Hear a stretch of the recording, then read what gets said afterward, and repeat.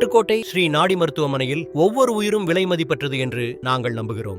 இன்று 21 வயதுடைய ஒருவரின் குறிப்பிடத்தக்க கதையை பகிர்ந்து கொள்கிறோம். சரியான நேரத்தில் மருத்துவ தலையீடு மற்றும் அசைக்க முடியாத நம்பிக்கையின் சக்திக்கு இது ஒரு சான்றாகும். ஒரு கடுமையான சாலை விபத்துக்கு பிறகு ஒரு நபர் எங்கள் அவசர சிகிச்சை பிரிவுக்கு வந்தார். தலையில் பலத்த காயம் ஏற்பட்டு மயக்கமடைந்த அவரது நிலை உயிருக்கு ஆபத்தானதாக இருந்தது. நரம்பியல் அறுவை சிகிச்சை நிபுணர் தலைமையிலான எங்கள் அவசர குழு தலையில் இரத்தப்போக்கு மற்றும் இரத்தக்கசிவு காயங்கள் போன்ற பல மூளை காயங்களை உடனடியாக கண்டறிந்தது.